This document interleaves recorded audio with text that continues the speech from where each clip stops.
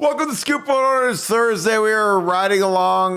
Work week is over. All the hay is in the barn. It is time for the Bucks to get ready to roll against Western Kentucky. We're going to break down what does that mean. How can we get better as we are en route to South Bend next week? So we're going to go through all that. A lot of interesting questions yesterday, answered by Justin Fry. Justin was a very vocal guy talking about needing more violence in the offensive line. So we're talking about what that means. Tim Walton was on the stand. A lot of guys came through. We're going to break all that down. And we're also going to break down what we've been hearing from inside the WKUs. Obviously, Ryan Day is going to get this offense right. This is going to be a big week for him en route to Notre Dame. Again, this is a nice level jump from the past 2 weeks. So we're going to see a real passing attack. We're going to get into that. But as always, I got to say that I appreciate you guys so much for tuning in. Another record-breaking day on BuckeyeScoop.com. If you guys are not members of BuckeyeScoop.com, I don't know what you're doing. Best companion there is for football, both Ohio State, both NFL, and we've got a ton of topics going on. Great people on there. And if you enjoy this content, please leave us a like, click subscribe, also click that little alert bell. I appreciate all you guys. You guys are chiming in from all over the place. Portsmouth, Ohio, Youngstown, Ohio, New Albany, Lewis Center, Columbus, Naples, Omaha, Nebraska, Los Angeles, California, all over the world. We appreciate you guys tuning in and shouting out where you guys are from. So leave that down in the comments where you guys are watching from. With that being said, gotta get to my good friend Nevada. Nevada, how are you today? Doing great, man. It's just 48 hours away from Ohio State getting it on with Western Kentucky, and I think people are going to be really pleased. I think this is going to be a good one. I think this is going to be it's going to be a fun one. It's going to be an entertaining one, and I think they're going to see some stuff they haven't seen yet this year. And I think it's going to be a big step forward for both the offense and the defense, and I can't wait to see it. What was your initial reaction when Justin Fry said yesterday at the podium that he wanted to see more violence out of the offensive line? He wanted to see more physicality, more toughness. What was your reaction to that? Was that a call out? Was that a statement of fact? But when you heard that, what was your reaction? Well, I guess I should ask you the question as an old offensive lineman, and you are getting old now. You're not the youngster anymore. I'm very old. You're the old. I'm very old. Yes. But how would you feel if your coach said that you did, as an offensive lineman, that you didn't play with a lot of violence? And so, I mean, that sounds like a call out to me. But I guess the better question is for you. It's absolutely a call out. It's that these guys are soft. These guys are carrying their Louis Vuitton purses into the stadium. Their Christian Louboutin purses in the stadium, like Marvin Harrison, and they play like it. You know, I mean, they play like when they're in the trenches, they're hitting the defensive tackles with their purses. They're not moving anybody off the ball. They're getting whipped. Again, if this wasn't a monetized episode, I'd say a lot more colorful language, but they're getting crushed by guys that shouldn't crush them. So when you're, that dude, when you're a guy who's a first round projected mock draft guy and all these other guys, like, you shouldn't be getting whipped by 1AA guys. And it's happening. Again, I think the biggest falls are hand placement. I think your hand placement is absolutely putrid, terrible. If I could lock Justin Fry and Mike Slaney in a room, I'd say, look, I know what you guys are doing. Put that sled away. Let's start hitting guys, real guys. Get your hands inside. Refit your hands and help some of these guys. But, I mean, I would take that personally. I'd be very angry if someone said we weren't playing with any violence, because basically it says that you guys are a bunch of pussies, a bunch of soft guys that can't really play offensive line. Because that's what it means when you say you're not playing with any violence. That's what he's trying to tell you, and hopefully somebody will take that to heart. I don't know who the leader is in that room. I would assume it's Donnie Jackson, because he's got the most career starts, but he's a quiet guy. He's probably the nicest guy on the team. I don't know if he has that gear to really, great guys and get after guys, but sometimes when you're the old head and you're a guy that has played a lot, maybe you're not used to talking, but you have to say some stuff that might hurt some feelings. And again, when I played there, I didn't talk for 4 years. And then my 5th year, when I was a captain, I had to talk, and I wasn't scared to hurt feelings. And magically, our offensive line was pretty good. We were grinding along, doing really well. And a lot of us, because, you have to be the tone setter when you're the old head. And again, that's not something that Donnie's used to. Because you had Paris, who was a tone setter. You had DeJuan. You had Luke Whippler. But now, man, you're the dude. So, I mean, and Donnie, who I love to death because he wears my jersey numbers, number 74, has been terrible all season. His tape is an absolute abomination and an embarrassment to the number 74. And he's a guy that's a preseason first-team All-American, preseason first-round draft pick in all of the ESPN drafts, Mel Kiper's drafts, Lewis Riddick's drafts, Jordan Reed's drafts. All these ESPN, they all have him as a first-round pick. He's been terrible. And he's a guy that needs to be a tone setter and a guy that needs to say, hey, this is unacceptable. It's time to start moving people, start beating people down, and getting our hands inside. Because, again, he's got more ability than anybody on the team other than Marvin or Emeka. And he's played like one of the worst players on the entire squad. So, it's up to Donnie to get it right. I mean, again, he's the old head. Josh Fryer, year-wise, is older than he is, but he doesn't have the experience that Donnie has. Donnie's started for a couple of years. He's been a really good player. He's a good player last year. Played in the playoff game against Georgia, played in the Michigan game.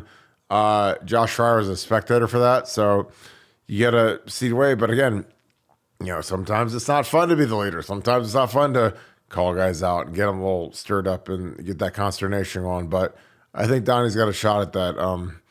What are your thoughts on that, Nevada? Is that too far? Is that legit? Again, the biggest thing is when you're a position coach like Justin Fry, you're a GA like Mike Solani, and then you've got Donnie, who's a preseason All-American. If all three of you guys are underachieving and being terrible, right, so far through 2 games, you got to put the pedal down. And sometimes it's not fun. People won't like you. They don't like what you have to say.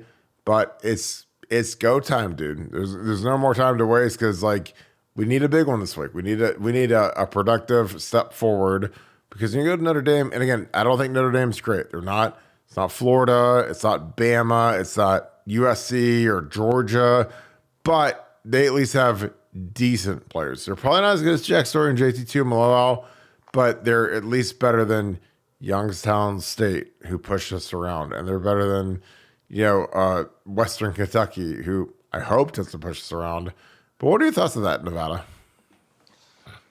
I mean, look, I far be it for me to tell you anything about offensive line plays. I'm out of my element talking about it, but I do watch football, and I have been part of football for a long time.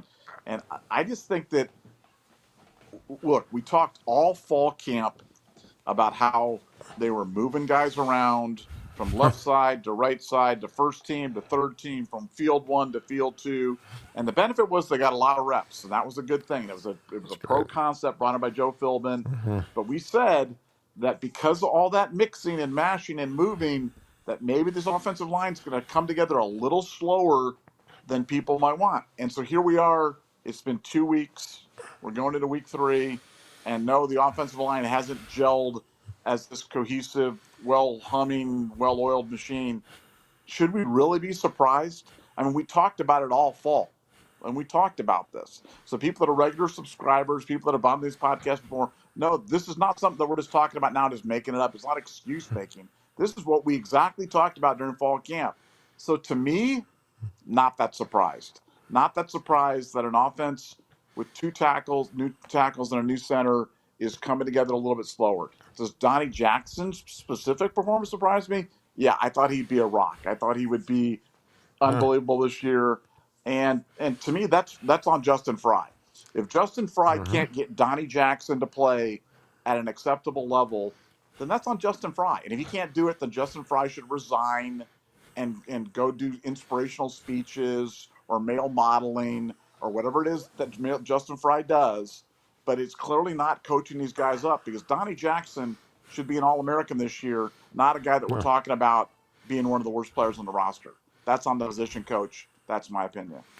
I couldn't agree more. Again, I think Ryan Day, what he did to these kids during fall camp was completely idiotic. I think he's an idiot for trying to move guys around that aren't seasoned at their positions. And again, that's just being a passing game guy. That's being a guy that doesn't understand offensive line play. When you're moving, Josh Simmons, whatever his name is, from right tackle, third team, to left tackle, second team, to right tackle, second team, to right tackle, first team, to left tackle, first team. And then you're moving, Zen Mikulski and George Fitzpatrick, and they're playing second team, third team, left, right. Tigra's playing right tackle. Oh, now Tigra's playing left tackle. It's like, so you basically have like 20 guys who have no idea what they're doing, and they're terrible at everything they do because you won't let them stay at one position. Again, if you had Kyle McCord and Devin Brown say, okay, Kyle and Devin, you guys are going to play quarterback today. Tomorrow you're going to play fullback, and then the next day you're going to play tight end. You're going to play receiver. Like it's just completely out. And that's what they did with the O-line guys. I'm like, look, these guys, for one, aren't good enough. I mean, a lot of them stink. A lot of them are probably going to transfer after the season because, they couldn't get a real spot. Like a guy like Tigra isn't good enough at just right tackle to bounce from right tackle to left tackle to right guard to first team, second team, third team, up and down the chart. It's like they're not good enough to play one spot. You can't bounce those guys around. But again, Ryan Day is an NFL mentality guy. He's a guy that doesn't know anything about playing offensive line. He's a passing game guy, so he thinks these guys are just all disposable pieces in the offense. And I think that, for him, it was some sort of beneficial thing. Again, if you're in the NFL and you only just 7 guys on game day, it makes sense to play guys at multiple tackles. So it's like DeJuan Jones, all of camp was playing right and left tackle because they thought he'd be the swing tackle. Now, all of a sudden, Jack Conklin tears his ACL and MCL. DeJuan's starting right tackle. So, but I mean, if Jedrick Wills would have torn his ACL and MCL, DeJuan's probably playing left tackle for the Browns, or they move Conklin over to left and they put DeJuan at right. But in college, when you have 20 guys on scholarship that all travel, you probably travel 15 offensive linemen. Like you don't need to balance guys around, especially when a lot of them stink and they really need to get their feet wet at like their position that they're going to play. You don't need to make it harder than it already is to get ready to get left tackle, left guard, right tackle. And Ryan did that, again, because he doesn't understand offensive line play. He doesn't understand the confidence of these guys. He doesn't understand the chemistry that comes between the guards and the tackles, the guards and the centers. So his fruit of playing 2 fields and everybody goes everywhere is coming to bear when you watch this on the field because, frankly, we stink on the offensive line right now. And it's Ryan Day's fault because guys couldn't actually master a position. Nevada, as we get into the defense, your thoughts on that, and then we'll go over to how the defense is playing. Look, I'm not as down on the O-line as you are. I'm not down on the offense as a lot of people are. I think it's going to come back. I think the offensive line is going to have a big week this week. I love some of the concepts that they're working on. I love that they're starting to pull guys and starting to do some traps, starting to do some things where they can get some angles on guys that are, to not have to take guys straight on. Maybe that's not the best approach for this Ohio State team. Maybe it's moving, and I'm predicting 300 yards rushing, so that's good. Now defensively, I mean, look, we got a tight unit right now. I like it. Josh Proctor's back, going to be playing this weekend. I think that means obviously more Josh Proctor. It means, less Cam Martinez. It means less, I mean, probably maybe Lathan Ransom, maybe Jihad Carter. I'm not sure what type of looks that they're going to employ, based upon the personnel, but, they're trying to get Jordan Hancock more on the field. He had 21 snaps last week. They're trying to equal that out. Sonny Styles was 31. He was 21. I think that'll balance out as they work forward, going forward. But the defense is ready. I was, going through some of the numbers today where we were talking and people were asking on the board, they were like, why is Jack Sawyer underperformed so much? And I was like, did you know that Jack Sawyer's got more career sacks at Ohio State than JT Tuimoloau? And I'm like, no, I didn't know that. I said, he's got 42 tackles and JT's got 51, only having played 2/3 as many snaps. Wow, I didn't know that either. And it's funny, but the ire gets focused on Jack, but from a productivity standpoint, from a productivity per play, he's much higher than JT. And I think the guys are both going to have really good years. The leading sacker. We were spoiled by watching Chase Young and the Bosa's play here. You know what the leading sacker in the NCAA had last year? 13 sacks. That's it. And if you had 9 sacks, you were in like the top 15 in the country. So it's like, do I think that JT and Jack can get to 9 sacks this year individual? I do. I really do. I believe they can do that. And so I just think we were spoiled by having guys that were just, once in a lifetime, once in a generational type of players. We just happen to have them back to back to back. But I think Jack and JT's time is coming, and I think it's coming quickly, as in this weekend. So I think it'll be a breakout for them, and that's going to be fun to watch. I agree. I think that, when you have Nick Bosa, Joey Bosa, Chase Young, I mean, the three best ends in Ohio State history, it's hard to compare guys like Zach Harrison and Jack Sawyer and JT Tuimoloau to those guys because they're the best ever. They're literally three top three-ish to five-ish picks.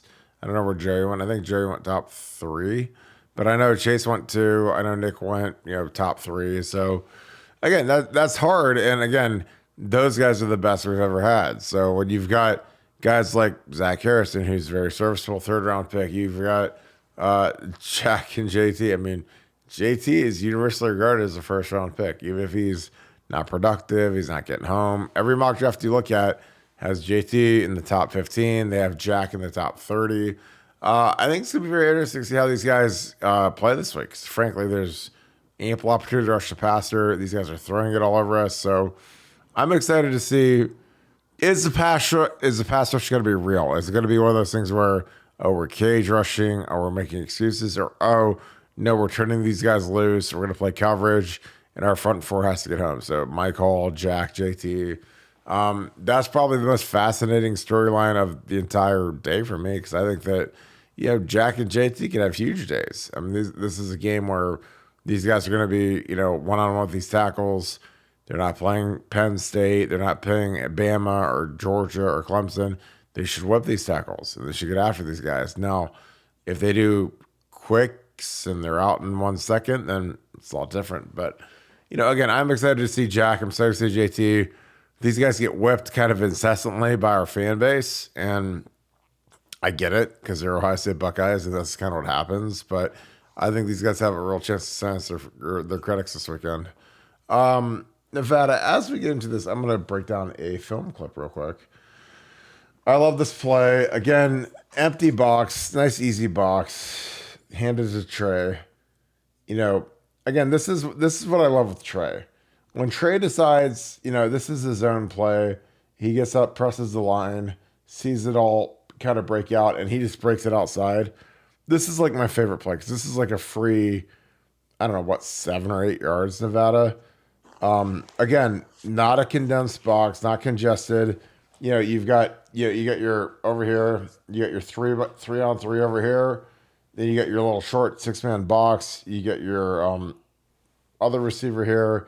We kind of give a little bit of a look of a read, even though, we never actually pull the read option, so it's kind of stupid at this point, but it'd be cool if you ever pulled it because, again, this is a pull read, by the way. So we hand it to Trey.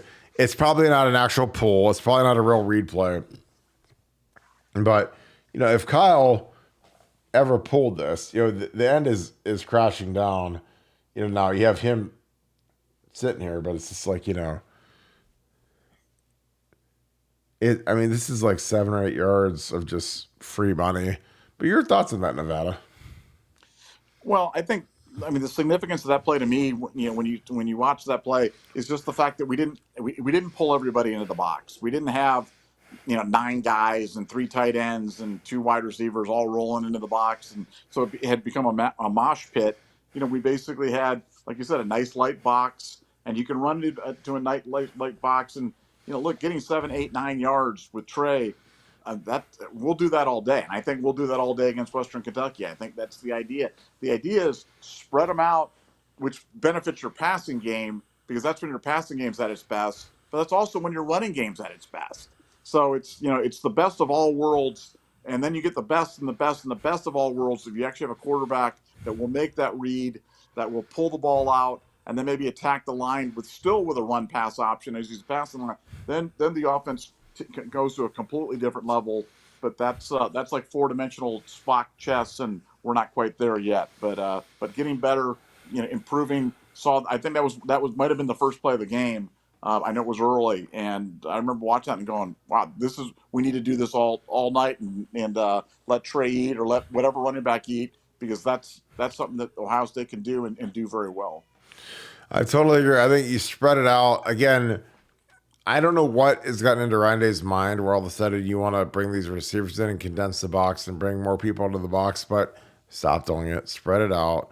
Run read option, hand it off. There's always going to be an extra guy in the box, but Trey can beat those guys. Nevada, two questions, and as we wrap this thing up, who is the leading rusher this weekend versus Western Kentucky, and who's our leading sack guy versus Western Kentucky? Wrap it up. I've got Trey Henderson with 175 yards on the ground. I think we go for 300. I think we go for 300 as a team. I think Trey's going to eat. I think he's going to have big yards. I mean, the problem for Trey in Trey's career at Ohio State, he's only been given the ball more than 20 times 4 times in his entire career, Yeah. and he's never as high as 28. We've never given him the ball 30 times. And so, like the days when you think back of the days of Archie Griffin or the great running back, just pick a running back. Beanie Wells. Yeah, just used to feed those guys. You know what I'm saying? You had to. Well, we've gone away from that. And I know we've got a deep running back room. I know that we've got, Chip and Mayan and Dallin and X and Evan, and we've got a lot of guys, and we're trying to keep everybody happy. But the reality is, running backs get into a rhythm like anybody else, and running backs will go. When they start getting hot and they start going, man, you want to feed those guys, and they just start feeling it and seeing the holes and doing it. And we never allow our running backs, or I shouldn't say never, but we rarely ever give our running backs the opportunity to start feeling the game, feeling the blocking, getting ready and get going. The last time that I think that we gave somebody 30 carries was Trey Sermon against Northwestern in the Big Ten championship game when he went for 314 yards, whatever it was, 375 yards, whatever that was. But wow. We don't do that. Yeah. We just don't. We don't do it. And when you spread carries, what ends up happening is none of the running backs really get going. And, I think that's an issue. So that's my pick on that. Defensively, I've got Jack Sawyer with 3 sacks this week, breakout performance, and everybody's on the Jack train and starting all sorts of Jack parades and stuff like that next week. And everybody's going to love Jack after Saturday because breakout game for him, gonna have a big effort. Well, I'll be the first to say our running back rotations have been absolute garbage and trash over the last, 3 to 4 years. Like when we get reports about Trey Henderson and how great he was in practice, and then we get to the game, Mine Williams starts the game against Minnesota, then Master Teague plays and does absolutely nothing. Then Trey goes in and he gets like a 72-yard touchdown on his first snap or whatever. It's like, eventually you figure out that, hey, you got to play the most talented guys. Like in that running back room right now, Trey Henderson is a 1st or 2nd round pick. And the rest of those guys are undrafted free agents, from Mayan to X to whoever. Dallin Hayden doesn't even play. And again, Poyer doesn't even play. Evan Pryor doesn't even play. So you've got all these guys that we have high hopes for, but there's one guy who's the bell cow, and he's going to be here for another 3 months, and then he's out and going to the league. So you better get something out of him. Defensively, I love Mike Hall. I just think that he's, a lot of momentum. I think 2 sacks this week for Mike Hall. I'd love Jack to get 3, but this is a week where everyone's going to point to, because everyone's going to be like, oh, well, the first 2 weeks they ran the wishbone, the triple option, the veer, and now this week it is all chuck and duck. So Jack has to eat, JT has to eat. Again, Indiana and New Mexico State were protecting their offensive tackles significantly to make sure that Jack and JT didn't get off. But this is a week where it's a different program. This is a program that beat South Florida. They got a little bit of momentum. They're not scared of us, so it'll be very interesting to see. So with that being said, I'm going to wrap this thing up. Appreciate you guys as always. Thank you guys for joining us tonight. With that being said, BuckeyeScoop.com will be on that all night. Thursday Night Football is about to kick off in about a half hour. So we appreciate you guys as always. If you enjoyed the show, please leave us a like, click subscribe, and also click that little alert bell. Again, thank you so much. If you guys are on BuckeyeScoop.com, I don't know what you're doing because BuckeyeScoop.com is absolute fire. It is the absolute best website in the game right now. We'll have a crazy game thread go on, a big Thursday night thread go on. So go ahead and chime in on that if you guys are members. And as always, thank you so much, Buckeye Nation, and thank you, Scoop family. I'm going to talk to you guys tomorrow. Go Bucks.